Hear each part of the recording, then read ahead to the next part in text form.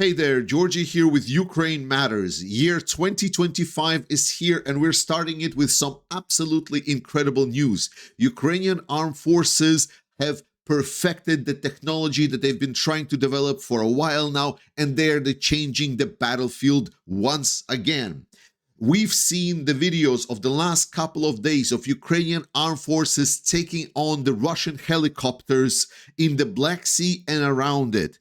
More specifically, Ukrainians were able to perfect the technology of anti-air weaponry being mounted on the surface drones that they're using in the Black Sea. They've used it to blow up the Crimean Bridge, and they used it to blow up some of the Russian ships. The issue was that Russians were able to found a countermeasure against these drones, specifically the helicopters. While Russians were not able to use helicopters anymore at the front lines in Ukraine because of the Ukrainian ability to strike the bases where these helicopters are stationed with the ATACMS and longer range missiles, Ukrainians then still met these helicopters in the Black Sea as they were destroying all of the approaching drones. That's why we didn't see a lot more strikes on the Crimean Bridge, and that's why we didn't see a lot more strikes against the Russian Navy. However, it all changes now. In the last couple of days, there have been reports of 3 and unconfirmed, potentially 4 Russian helicopters being taken down during the combat missions with all of the crews during the last 2 days. It is an astonishing number, and it's most definitely is changing the battlefield. Essentially, Ukrainians have mounted, as far as I understood, the air-to-air missiles. Yes, I know, from naval drone. Is it still an air-to-air missile? But yes, they were able to mount some anti-air missiles on these drones. And finally, the launching system is working as intendedly. They've tried using it before. They've tried using the machine guns on these drones. However, nothing really worked as much. As always, the full video is available on our Discord channel, so please join up and see how Russians are getting their butt handed to them. And as absolute must, a cherry on top is the message from the fighter bomber that is saying big goodbyes to the Russian helicopter pilots. Great news and great change of the battlefield for the Ukrainian armed forces. Now we will see how this will be realized coming future. Will we see more strikes against the Russian Navy targets? Will we see strikes against the Crimean Bridge? Hopefully, yes. Then I want to take a little bit of a moment of talking about the numbers, because obviously a lot of people are looking at these numbers and they're stating they're not completely realistic, Georgie. Like it cannot be that much. Well, we actually have some confirmation on this about the scale of these numbers. And this is based on the channels that are monitoring the Russian obituaries of the deceased soldiers. So to put it in a simpler terms, the amount of soldiers dead that has been 100% confirmed by the Russian state themselves, which is an absolute minority, obviously. And there are channels that are monitoring these official messages, and they're counting the number of these obituaries of the dead Russian personnel. Firstly, we see that the tendency of increase is absolutely there. So even without going to numbers, this chart is showing the year of 2024, where we see from January to December as the number of these posted obituaries have been increasing and increasing and increasing. Moreover, when you add these all together for 2024, you get approximately 50,000. So at over 50,000 absolutely 100% confirmed deaths of the Russian soldiers themselves. And notably, this is counting only specifically the Russian and Russian military soldiers. So no paramilitaries, no like Luhansk People's Republic and so on, and nothing that is counted outside of the specifically Russian armed forces. And not even also counting the North Koreans. Even with those restrictions, the number of 50,000 is astonishing, because if we take the regularly assumed number of wounded to death ratio 1 to 3, so we would say for one person that would die, there's also has been 3 wounded, that would get us to over 200,000. That is pretty much Russian officially confirmed number of own casualties. Ukrainian Ministry of Defense number is over 400,000 Russian casualties in 2024, and it's not a far-fetched number, especially knowing the restriction that I just mentioned, and plus it's also not counting the Russians that are still being counted as missing in action. The scale and proportion of the numbers that Ukrainians are reporting is pretty accurate, and that is really terrible news for Russia, and terrible news for Russia is always good for me. Then there are certain developments on the front line. We're going to again look at the situation on the front line in details sometime in the coming days.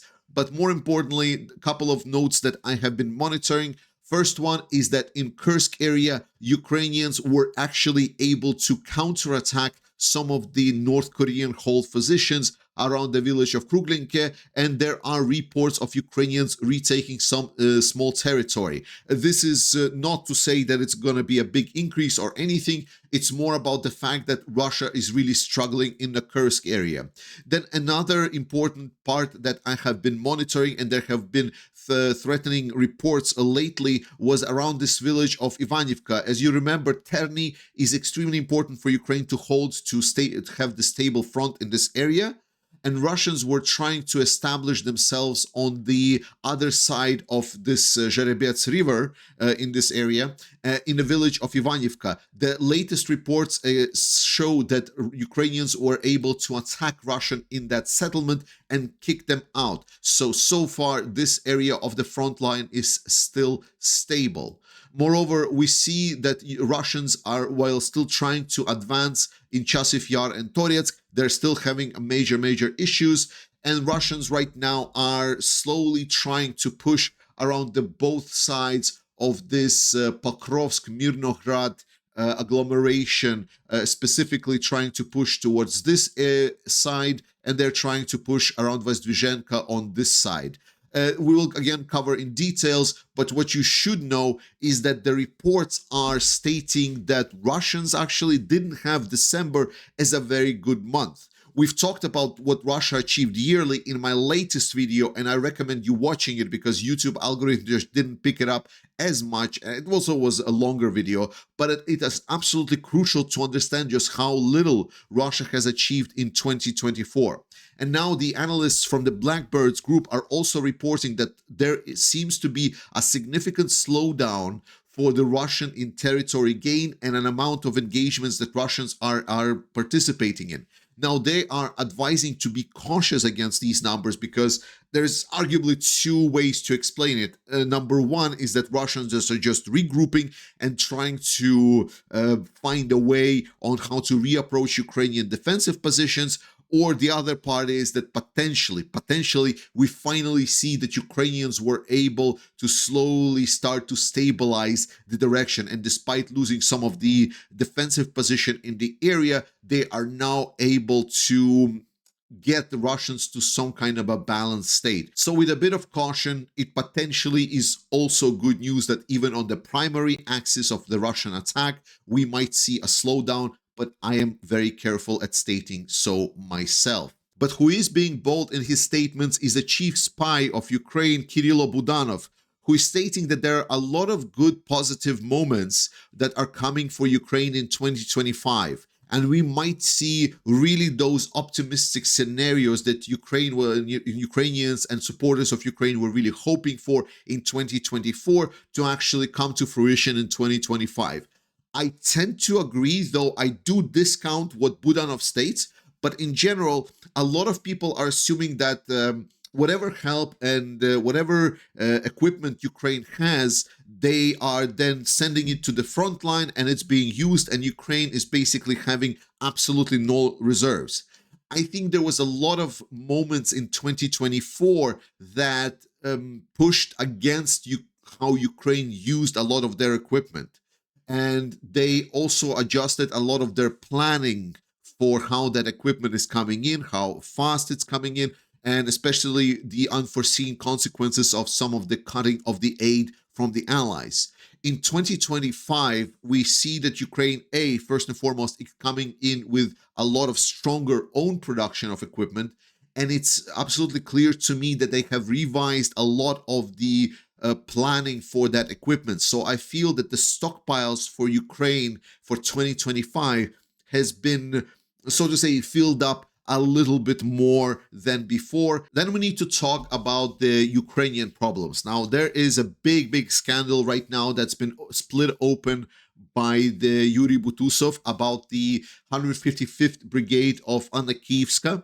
And I will be making a separate video looking into this problem. Mostly, I don't talk about the issues in the Ukrainian military because this is a Ukrainian issue. This is something for them to solve.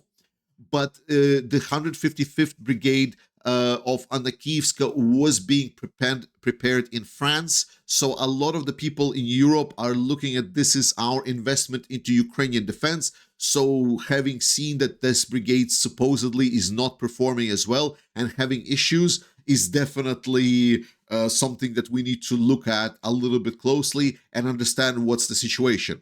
But I would like to caution you because there's going to be a lot of people talking about this, a huge scandal right now. And because of the way that it is presented by Butusov, there's a lot of like a very wild speculation in this statements. So I want to caution you of taking anything that you hear about this for granted before we look in details in this. Most notably, the biggest argument that people would hear is they would state that there has been like over 1,700 people that left this brigade, and the statements are often twisted that supposedly this brigade went to France, then they all got trained in France, and then they came from France to Ukraine, and then 1,700 of those trained personnel just kind of escaped this brigade, and they just are not participating. That is not the case. The situation is a lot more different. There's a lot more nuance to it. Even in the article themselves, Butusov states that people that actually went to France and did train, they are actually fighting and really being brave, and they are doing exactly what they have been trained for. So please, when you're going to hear there's a lot, just know that there's a lot more nuance to the story. And especially when we're talking to the kinds of conclusions that are drawn from this article about the fact that it's the responsibility of Zelensky and the general staff and Syrskyi, that they are so bad, that they're ineffective leaders and so on. It's not completely true because, again, we see Zelensky and Syrskyi responding to this critique and the article coming out and stating that there's going to be a criminal investigation and there's going to be a personal control and personal review dedicated to this specific case.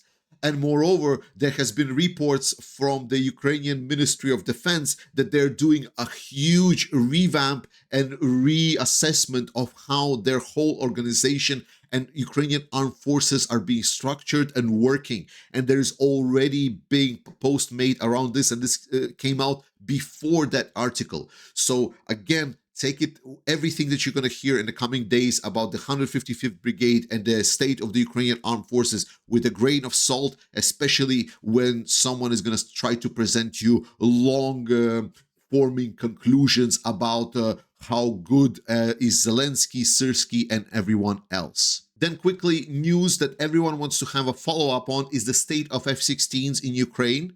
The biggest bottleneck has been reported to be the language knowledge of the Ukrainian pilots being insufficient.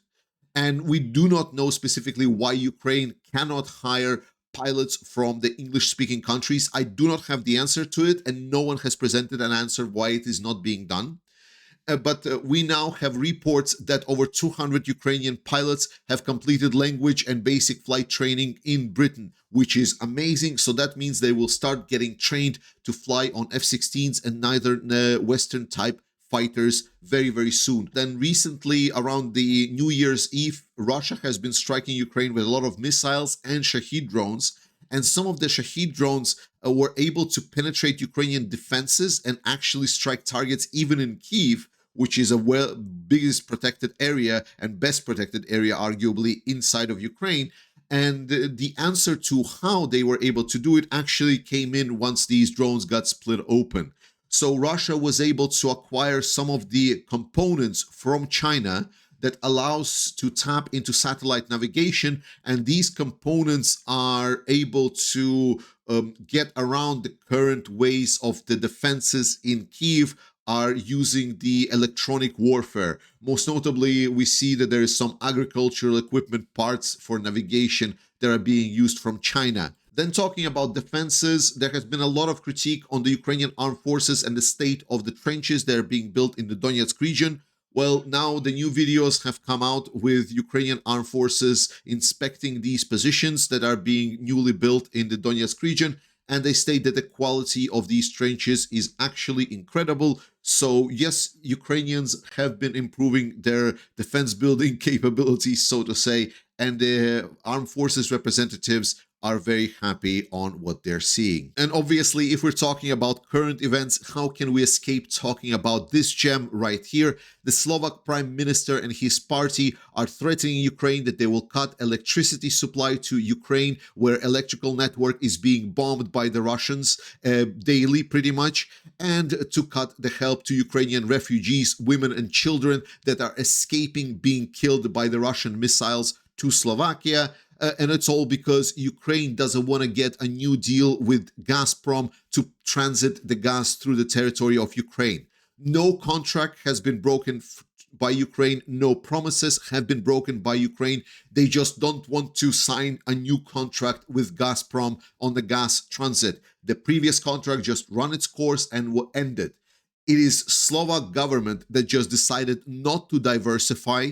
And actually, as it was reported, Zelensky even proposed some kind of financial compensations, but it was rejected. So again, the Slovakian government and prime minister, knowing full well that the contract is running out, they didn't decide to diversify the gas supply. They don't want to do the gas supply from the allies, for example, from United States, where someone like Donald Trump would be absolutely glad to strike another deal of gas supply to the Europeans. No, instead, this character is deciding that the best course of action is to threaten women and children that are trying to escape the war in Ukraine, and to threaten Ukrainians that are in Ukraine and being bombed every day. So please take your moment, write your elegant and thoughtful description of the morality of this behavior in the comment section down below. I'm pretty sure you're gonna have certain words to say. But there is actually more developments that are linked to the Ukraine stopping the transit of the gas supplies to Europe, most notably Transnistria. A part of Moldova that is being occupied by Russia is now being cut from these Russian gas supplies that have been there for a long time. Moldovans are recording videos of them essentially saying goodbye to the not the electricity, but heating and gas, and it's been kind of hilarious. So my hopes is that this will potentially create a certain window of opportunities for Moldova proper government to start engaging in a closer cooperation and trying to start some kind of a process of getting that region back into reuniting with the Moldova proper. And then this cherry on top is the state of the Russian economy. Now, we know that the Russian military is struggling for money, and they have been trying to save on a lot of things. They have been trying to save on the amount of money that they're paying out to the fighters that are sustaining wounds in Russia. So now there's a huge gradation on how much money they will get based on the severity of the wound. And now Putin has signed the order that no more prisoners that are rolling into the Russian military will receive this big one-time payment bonus to enrollment into the Russian military. By itself, this order is obviously not a big deal, but it's just another proof that Russia is struggling to get resources for their continued military campaign. And guys, you have probably noted that I do not have my regular Ukrainian flag here in the background, and instead I have the flag of the 22nd Separate Mechanized Brigade. And this is a signed flag from them that came in and is being here to display, because this is all thanks to you. We have done a campaign with Ukraine ADOPS to gather a lot of equipment for the 22nd Mechanized Brigade. A lot of it have been delivered, and they've said huge thanks by sending this flag. Now, I know it's here for me, but I really wish that every single one of you would get it instead, because this flag is for you, because you made it happen. You supported the Ukrainian armed forces. You kept it going, and we are doing, and we're going to do more this year. We promised this in my last video, and we are doing it now with the current campaign where we're trying to get the 25 trucks to the Ukrainian armed forces, and it's going incredible. We're already past our 7th truck with 70,000 euros donated.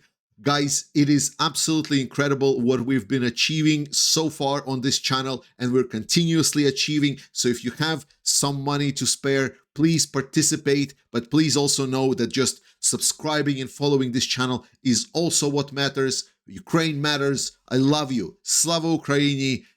Trust in Ukrainian armed forces, and I will see you next time.